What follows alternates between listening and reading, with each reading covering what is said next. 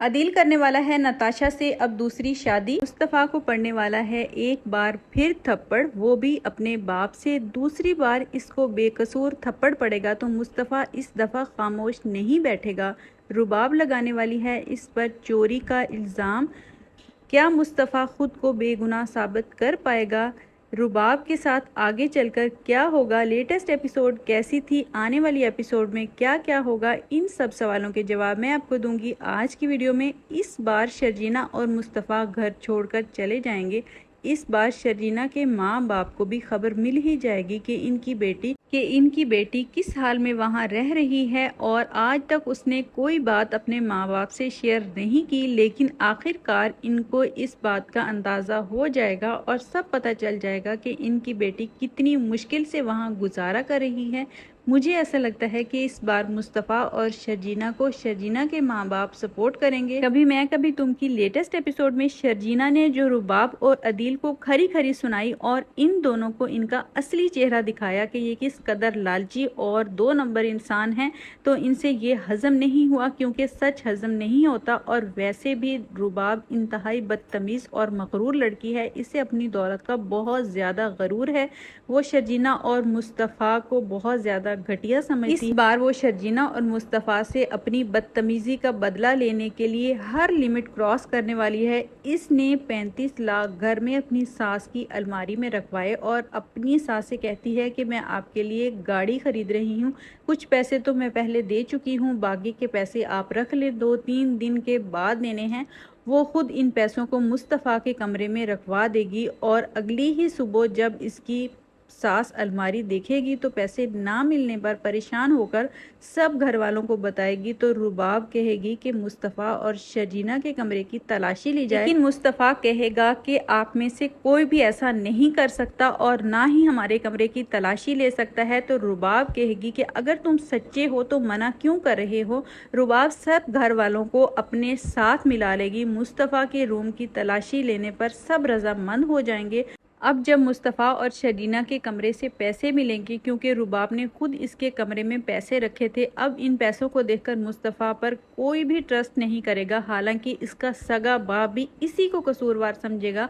वो मुस्तफ़ा की किसी बात पर यकीन नहीं करेगा और मुस्तफ़ा को थप्पड़ मारेगा। और इसकी माँ भी अपनी बहू के साइड लेगी। इसकी माँ तो शुरू से ही चमचागिरी में बहुत ज़्यादा महव है और वो लालची और खुदगर्ज औरत है। इसको रुबाब के पैसे के अलावा कुछ भी नजर नहीं आ रहा। मुस्तफ़ा की माँ भी अपनी बड़ी बहू यानी रुबाब की ही साइड लेगी और मुस्तफ़ा का दिल टूट जाएगा। लेकिन मुझे ऐसा लगता है कि इस बार भी शर्जीना मुस्तफ़ा के साथ खड़ी होगी, मुस्तफ़ा पर ट्रस्ट करेगी। अब मुस्तफ़ा की बहन भी इनके घर आई होगी और उसको भी इस बात पर यकीन नहीं आएगा, वो भी अपने भाई मुस्तफ़ा का ही साथ देगी। हमेशा की तरह इस बार भी शर्जीना मुस्तफ़ा का ही साथ देगी और मुस्तफ़ा के साथ खड़ी होगी। मुस्तफ़ा और शर्जीना घर छोड़कर चले जाएंगे और वो अलग घर में रहने लगेंगे। शुरू में आर्जी तौर पर तो इनको कुछ मुश्किलात पेश आएंगी, लेकिन बाद में इनका गुजारा बहुत अच्छे तरीके से होने लगेगा, क्योंकि शर्जीना भी जॉब करती है और मुस्तफ़ा ने भी जो नई गेम बनाई है इसमें इसकी अच्छी खासी सैलरी बढ़ गई है। इधर अदील भी अब रुबाब के इस टॉक्सिक बिहेवियर से बहुत ज़्यादा फेडअप हो चुका है, इसलिए इसने नताशा में कुछ ज़्यादा ही इंटरेस्ट लेना शुरू कर दिया है। और ऊपर से नताशा भी अदील के ही टाइप की है, इसको भी अपने शौहर में कोई इंटरेस्ट नहीं, इसको वो हमटी डमटी कहती है। नताशा को भी अपना शौहर ज़रा पसंद नहीं, इसने भी सिर्फ अदील की तरह अपने शौहर से पैसों की खातिर उससे शादी की थी,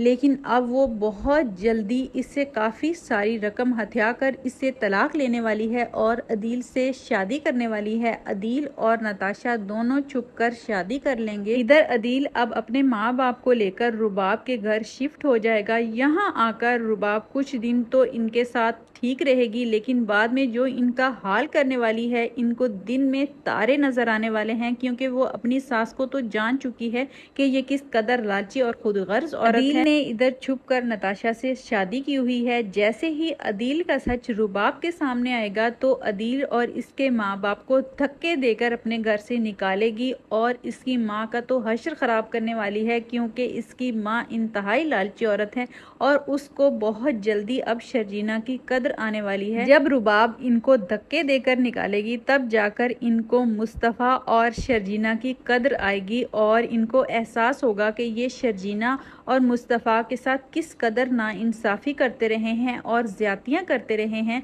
कभी मैं कभी तुम ड्रामे की लेटेस्ट एपिसोड हमेशा की तरह बहुत ज़्यादा इंटरेस्टिंग थी। हर एपिसोड में नए नए ट्विस्ट आते हैं, इसलिए इस ड्रामे को सब लोग बहुत ज़्यादा इंजॉय कर रहे हैं, बहुत ज़्यादा लाइक कर रहे हैं।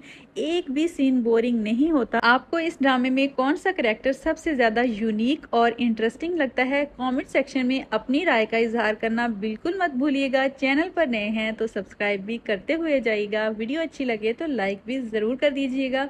मैं मिलूंगी आपसे अगली वीडियो में, तब तक अपना ख्याल रखिएगा, दुआओं में लाजमी याद रखा करें। अल्लाह हाफिज़।